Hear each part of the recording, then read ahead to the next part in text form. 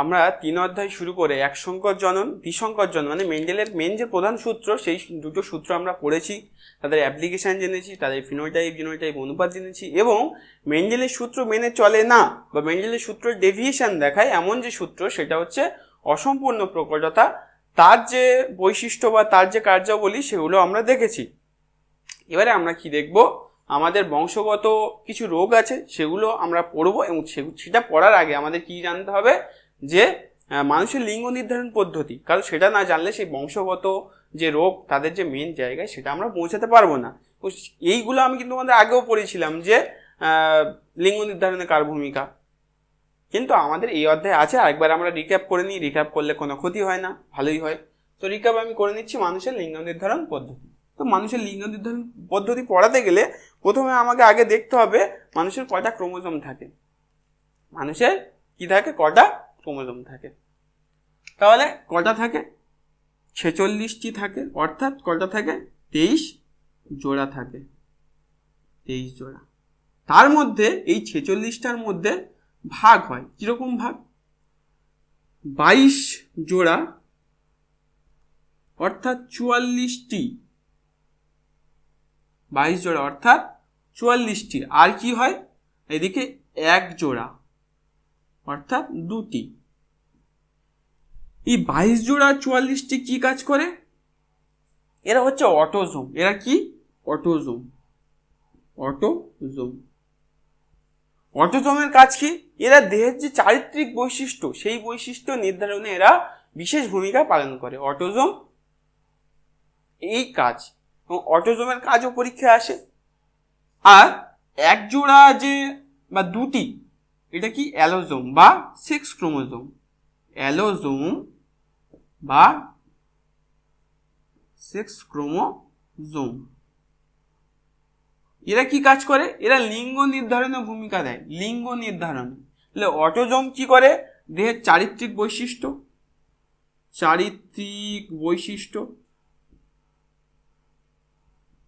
আর এরা কি করে, এরা লিঙ্গ নির্ধারণে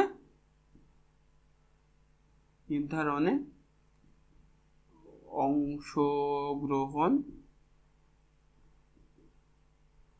করে বা বিশেষ ভূমিকা পালন করে। এবারে আমরা 46টি বা 23 জোড়া ক্রোমোজোমের মধ্যে 22 জোড়া এবং 1 জোড়া, সেগুলো কি অটোজোম এবং অ্যালোজোম, এবং তাদের কাজ কি সেটা জানলাম। কিন্তু আমাদের এই বিন্যস্ত থাকে বা আমাদের যে গ্যামেট পদ্ধতি সেটা কিভাবে হয় সেটা আমরা দেখব। তো মানুষের গ্যামেট পদ্ধতি কিভাবে চলে, মানুষের গ্যামেট পদ্ধতি যেভাবে চলে সেটা বোঝানোর জন্য আমাকে এটা মুছতে হবে। দেখে নাও তাহলে, অটোজোম, অ্যালোজোম বা সেক্স ক্রোমোজোম। অটোজোমের কাজ চারিত্রিক বৈশিষ্ট্য নির্ধারণ করা, অ্যালোজোমের কাজ লিঙ্গ নির্ধারণে অংশগ্রহণ করা বা লিঙ্গ নির্ধারণে বিশেষ ভূমিকা পালন করা। এবার এই 46টা ক্রোমোজোমকে আমাকে ভাঙতে হবে, কারণ আমি মানুষের লিঙ্গ নির্ধারণ পদ্ধতি আলোচনা করব। তো 46টা ক্রোমোজোম আমাকে ভাঙতে হবে।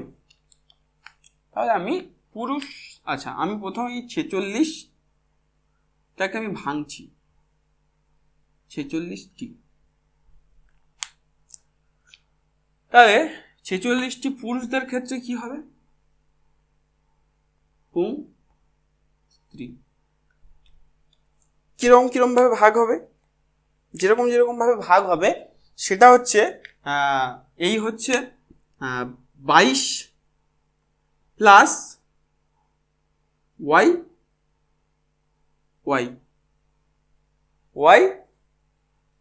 কি হবে, 22 প্লাস ওয়াই, তাই কি না, 22 প্লাস এক্স ওয়াই। আর স্ত্রীদের কি হবে, 22 প্লাস কি হবে, এক্স। 22 আর কি হচ্ছে, 22 আর কি হচ্ছে, কত হচ্ছে, 22 কি হবে, এটা 22 হবে, 22 হবে না। এই ভুলগুলো আমরাও করে এসেছি, তোমরাও করো। তাহলে কি লিখতে হবে আমাদের, 22 জোড়া লিখতে হবে, অথবা আমাকে 44 লিখতে হবে। কি লিখতে হবে,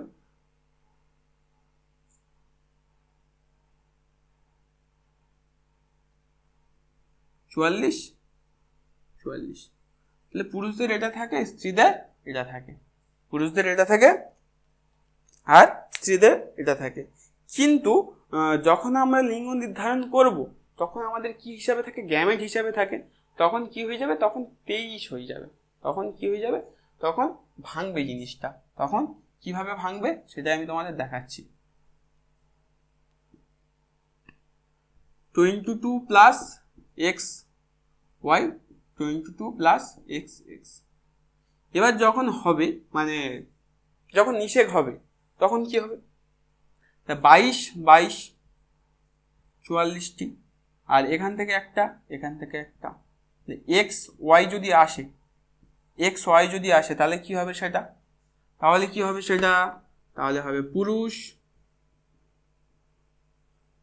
আর এখান থেকে যদি উল্টো হয়, 22টা তো আসছেই, এটা নিয়ে কোনো সমস্যা নেই, না এখানে এরকমভাবে দেখানো যাবে না। যদি উল্টো কেসটা হয় তাহলে কি হবে, এটা 1 নম্বর কেস। 2 নম্বর কেসটা কি হবে, 22 22 আসছে, এসে কি হচ্ছে 44 হচ্ছে, আর এখান থেকে কি চলে আসছে, এখান থেকে এক্স আসছে, এখান থেকেও এক্স আসছে, তাহলে কি হচ্ছে সেটা, তখন সেটা কি হয়ে যাবে, স্ত্রী হয়ে যাচ্ছে। কারণ বেসিক্যালি কি হয়, পুরুষদের ক্ষেত্রে দুটো অপশন আছে, এক্স দেওয়ার ওয়াই দেওয়ার। কারণ পুরুষ কি হেটারো গ্যামেট, কারণ পুরুষদের কাছে কি থাকে, এক্স ওয়াই, আলাদা আলাদা গ্যামেট। তাহলে পুরুষ কি, পুরুষ hetero gamete, hetero gamete option আছে পুরুষের কাছে, আর মহিলা homo gamete, homo gamete. No option, no option, শুধুমাত্র এক্সই দিতে পারবে। তাহলে তার কাছে তো কোনো অপশন নেই, পুরুষদের কাছে আসে, সেই জন্য লিঙ্গ নির্ধারণে পুরুষের ভূমিকা থাকে, স্ত্রীদের ভূমিকা থাকে না।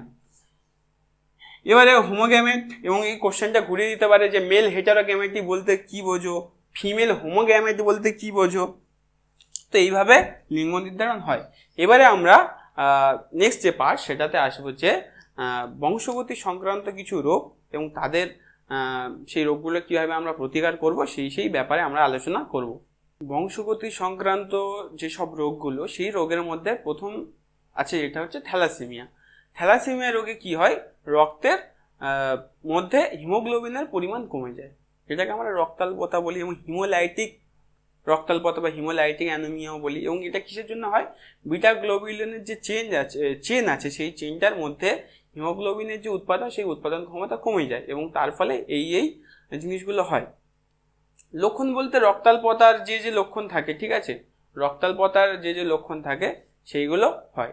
রক্তাল্পতার লক্ষণ কি কি, রক্ত কমে যাওয়া, হিমোগ্লোবিনের পরিমাণ কমে যাওয়া, তারপরে খিদে, ঠিক আছে, খিদে না পাওয়া, এরকম অনেক আছে, অনেক যেসব লক্ষণগুলো আছে সেরকম বেসিক লক্ষণ, সেই বেসিক লক্ষণগুলো আমাদের জেনে রাখলে হয়ে যাবে। বেশি যে জানতে হবে বা বেশি যে মুখস্থ করতে হবে এমন কিন্তু নয়। তাহলে থ্যালাসেমিয়া প্রথম যেটা আসছে সেটা হচ্ছে অটোড্রোমাল প্রচ্ছন্ন। এই যে কথাটা, এই কথাটা কিন্তু সবসময়ের জন্য মনে রাখবে, পরীক্ষায় দেবে। অটোড্রোমাল প্রকট যদি দেয় মিথ্যা হয়ে যাবে, অটোড্রোমাল প্রচ্ছন্ন, অটোড্রোমাল প্রচ্ছন্ন হয় বলে কিন্তু ছড়ায়। নেক্সট হচ্ছে জিনগত, সে তো আমি বুঝতেই পারছি, আর রক্তাল্পতা তো এক ধরনের। লক্ষণ কি আছে, রক্তে হিমোগ্লোবিনের পরিমাণ কমে যাওয়া,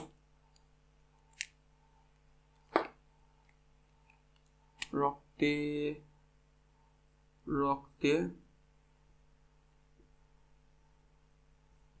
হিমোগ্লোবিনের পরিমাণ কমে যাওয়া, যাকে আমরা কি বলি, হিমোলাইটিক রক্তাল্পতা বলি। এবার এই রক্তাল্পতা থ্যালাসেমিয়া দু রকমের হচ্ছে, মেজর আর মাইনর। মাইনর অতটা তীব্র রূপ নেয় না, কিন্তু এটা 6 মাস থেকে 2 বছর বয়সী সমস্ত ছেলে মেয়েদের এফেক্ট দেয়। এই মেজর হলে কিন্তু অনেক বড় সমস্যা, কিন্তু মাইনরে অতটা সমস্যা নেই। আর কারণ যেটা বলছিলাম, বিটা গ্লোবিউলিন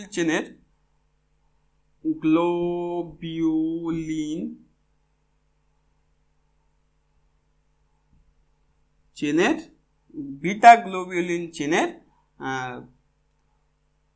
সঠিক সংশ্লেষ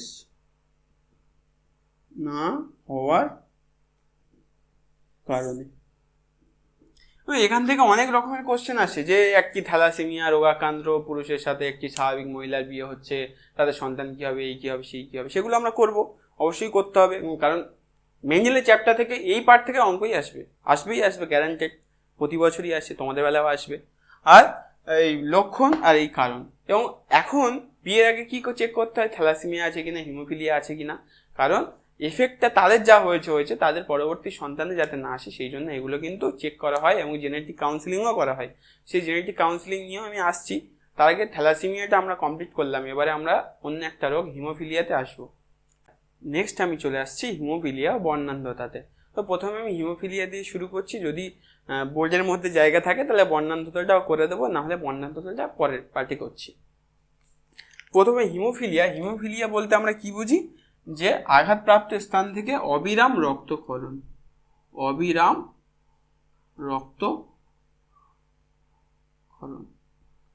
আচ্ছা, লক্ষণ কি? লক্ষণ হচ্ছে ওই অবিরাম রক্তক্ষরণ।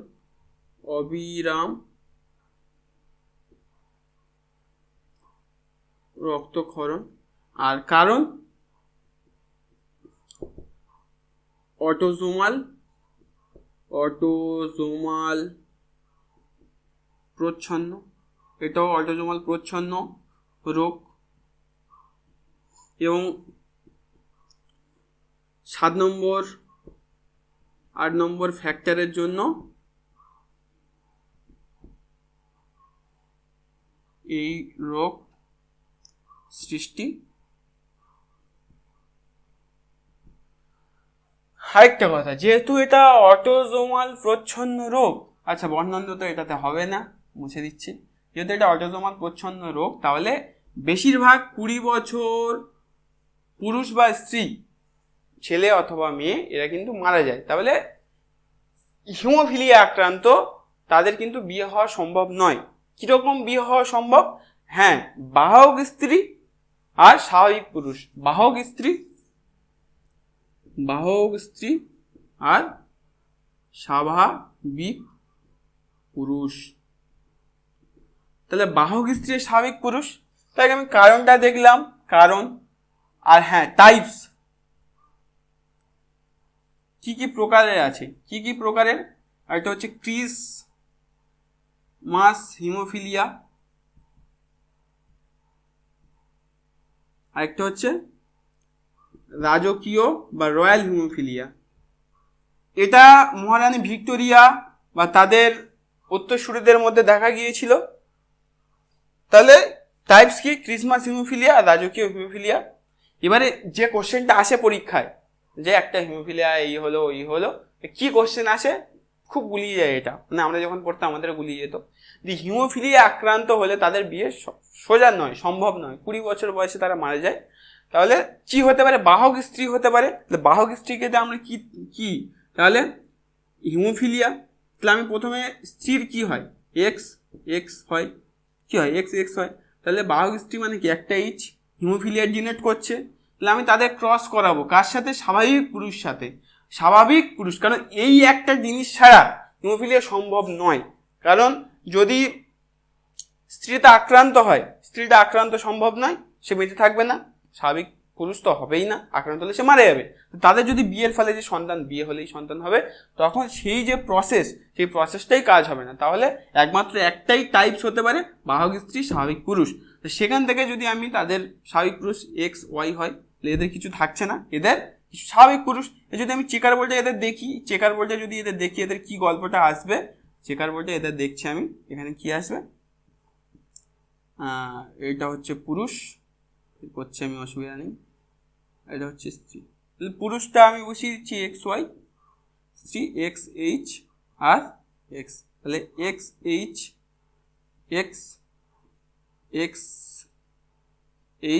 Y, X Y. তাহলে কি হবে? এটা কি? তাহলে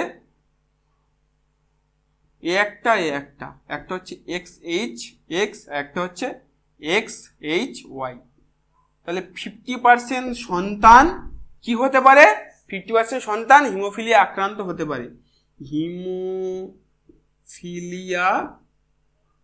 আক্রান্ত হতে পারে। তার মধ্যে পরীক্ষা যদি ঘোরায় কোশ্চেন 25% কি হয় কন্যা আর 25% কি হয় পুরুষ। আর হ্যাঁ, হিমোফিলিয়া কিন্তু মেয়েদের কম হয়, ছেলেদের বেশি হয়। মানে মহিলাদের হয়তো 10,000 একজন, 1,00,000 একজন, কিন্তু পুরুষদের হামেশাই হয়। সেটা মনে রাখতে হবে। একটাই কারণ মহিলাদের হতে গেলে দুটোতেই থাকতে হবে, একটা হলে তো বাহক হবে। আর ছেলেদের ক্ষেত্রে একটাতেই থাকলে কি হয়ে যাবে, সে কিন্তু আক্রান্ত হয়ে যাবে। তাহলে কারা কারা আক্রান্ত হতে পারে, এই হচ্ছে আক্রান্তের ব্যাপার। এই কোশ্চেনটা পরীক্ষায় আসে, ইম্পর্টেন্ট আছে, দেখবে যদি আগের বছর না আসে এই কোশ্চেনটা আসতে পারে। আর নেক্সট যেটাতে আমি আসছি সেটা হচ্ছে বর্ণান্ধতা। বর্ণান্ধতাতে চলে আসছি। আচ্ছা, বন্ধ্যা আর বর্ণান্ধতার মধ্যে পার্থক্য আছে। বন্ধ্যা মানে যাদের সন্ততি হবে না বা প্রসব করতে পারবে না বা সেরকম যে আসবেই না, ঠিক আছে, বন্ধ্যা। আর বন্ধান মানে এটা হচ্ছে বর্ণান্ধ মানে কি, সে অন্ধ। সে অন্ধ বলাও ঠিক চলবে না, সে দেখতে পায় না। কিরকম দেখতে পায় না, কালার ব্লাইন্ডনেস, মানে কিছু কালারে তার সমস্যা। যদি সে লাল না দেখতে পারে তাকে কি বলা হবে, প্রোটানোপ্রিয়া। সবুজ না দেখতে পেলে ডিউটেনানোপ্রিয়া। আর নীল না দেখতে পেলে ট্রাইট্রানোপ্রিয়া। আর কিসের জন্য হয় এটা, এটা হয় এক্স ক্রোমোজোমের মিউটেশনের জন্য। এক্স ক্রোমোজোমের মিউটেশন। তাহলে এটা কিন্তু অটোজোমাল রোগ না। এক্স ক্রোমোজোম মানে কি, অ্যালোজোম।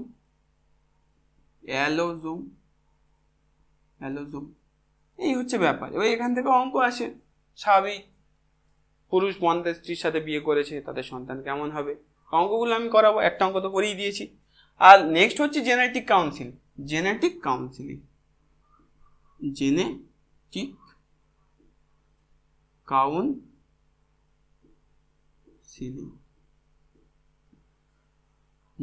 কাউন্সিলিং টার্ম বলতে আর কিছু না। জেনেটিক কাউন্সিলিং বলতে ধরো তাদের থ্যালাসেমিয়া আছে কি নেই সেটা জানা, এবং যদি সেই থ্যালাসেমিয়া হোমোজাইগাস হয় সেটা কিন্তু এফেক্ট ফেলে না। তাহলে এই যে আমরা যদি জেনেটিক্যালি কাউন্সিলিং করে বিবাহ করে বা তাদের যে বিবাহের আগে এই যে জেনেটিক কাউন্সিলিংটা করা দরকার, কারণ তাদের সন্ততিতে যেন এফেক্ট পড়ে। তাদের যদি সমস্যা থাকে তারা হয়তো বিয়ে নাও করতে পারে, ওই জন্য জেনেটিক কাউন্সিলিং করাটা খুবই দরকার, এবং এখনকার সময় তো বেশি পরিমাণে দরকার। তো আমাদের মেন্ডেলের চ্যাপ্টারটা ফুল এই পার্ট ছিল, এবং এখান থেকে যে অঙ্ক আসে আমি একটা করিয়েছি। আর যে জিনিসগুলো আছে সেটা আমরা প্রশ্নবিচিত্রা যখন আমরা সলভ করব তখন আমরা অঙ্কগুলো করে দেবো।